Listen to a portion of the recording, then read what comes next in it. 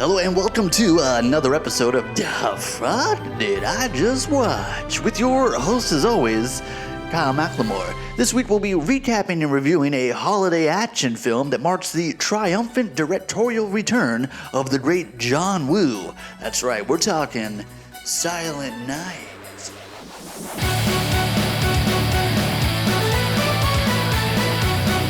Before we get too far along in the review, be sure to hit that like and subscribe button as it's much appreciated. And if you haven't seen Silent Night and would still like to, make sure you pause now and return later, as there may be several spoilers up ahead. That's right, this is your official spoiler alert. As mentioned before, Silent Night marks the triumphant return of the great John Woo. That's right, don't call it a comeback. He's been here for years, rocking his peers, putting suckers in fear. It's John Woo, whose some of his previous work includes Hard Target, the Van Damme classic, Broken Arrow, Face Off. Dude, John Woo is back after a 20-year hiatus from Hollywood. He brings us the holiday action film Silent Night, which stars Joel Kinnaman, who you probably recognize from that remake of RoboCop, or maybe you saw him in that show The Killing, or maybe when you saw him in Suicide Squad 1 and 2. Also an appearance by Kid Cudi, who's been slowly kind of building up his film resume over the last few years. He was in that House Party movie, comedy. He was in X, like a horror movie. And now he's in Silent Night, action. He's going across all genres. On paper, the concept of Silent Night is an interesting one. It is an interesting idea to make a movie that is literally silent, not a single spoken word of dialogue in this 1 hour and 40-minute movie. So a basic rundown of the movie, it's about revenge, right? Revenge! Nobody loves revenge like John Woo. Nobody loves killing somebody's kid like John Woo. So Joel Kinnaman having a great Christmas Eve, and then all of a sudden there's an insane gang chase, dude. Gangs are just going crazy in this suburban street. I'm talking like 4 guys hanging out the window with AKs just spraying haphazardly everywhere. So of course a stray bullet's gonna nail his kid. And then it's just like 7 months of revenge.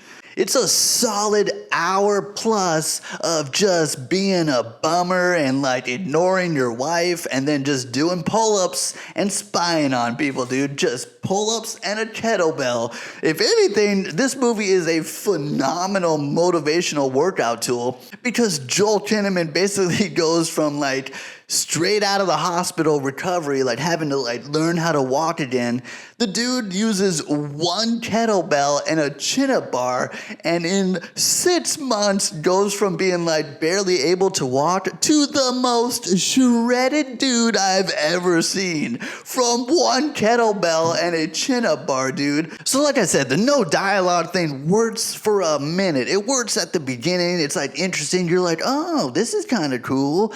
But the more the movie goes, the more it feels forced, the more it just like doesn't make sense, the more it's like lacking and just being more confusing with like the lack of people talking to each other, dude. It's weird. So much so that like Kid Cudi is getting shot multiple times, like chest and stomach.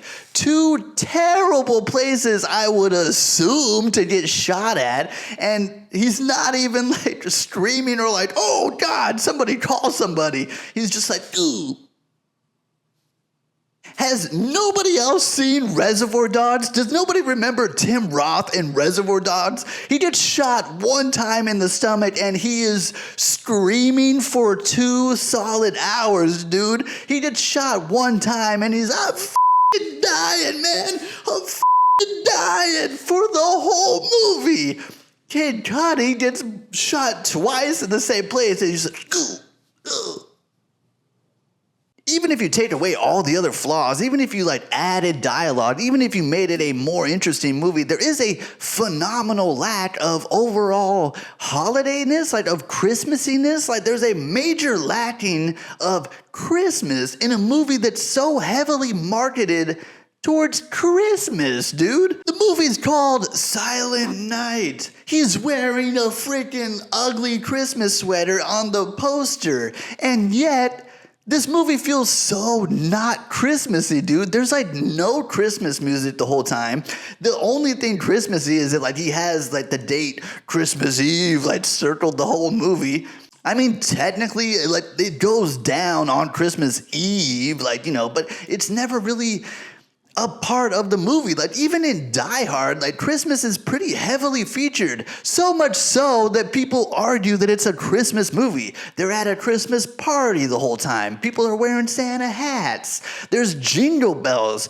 Ho, ho, ho, now I have a machine gun. You know what I mean? Silent Night has nothing, dude. It has no Christmas puns, because nobody's talking. It's got no weird jingle bells. It's got no, like, he doesn't put a grenade in a stocking and throw it. Like, there's no Christmas stuff. You know what I mean? And it's just weird to have a movie that's so marketed like Christmas and yet have nothing Christmassy in it. Even at the end, I thought he was gonna storm the bad guy's building with like, you know, an ugly Christmas sweater and be all Santed up.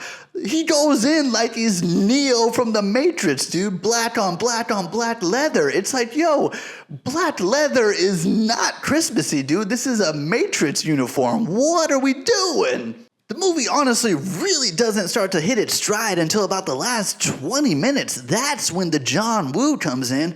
That's when all the stylized, over-the-top, crazy action starts happening. And like I said, no satisfaction. When he's like finally murdering all these bad guys, it's not even satisfying because it's like, do any of these people even know what's going on? Is anyone even aware? Like, does anyone even know that they accidentally killed that kid? Overall, we're gonna have to slap Silent Night with a D. That's right, this one's coming in below average. It is an interesting concept, interesting idea to go dialogue free, but at a certain point it just starts to feel kind of forced and confusing and not satisfying. This one was disappointing. I mean, I was so hyped on John Woo. I was so ready for this to be the comeback of John Woo. It's just really unfortunate that he kind of missed the mark on this one. If you felt differently about Silent Night, make sure you comment down below, and if you haven't already, hit that like and subscribe button as it's much appreciated. I am your host as always, Kyle McLemore, and we'll see you next time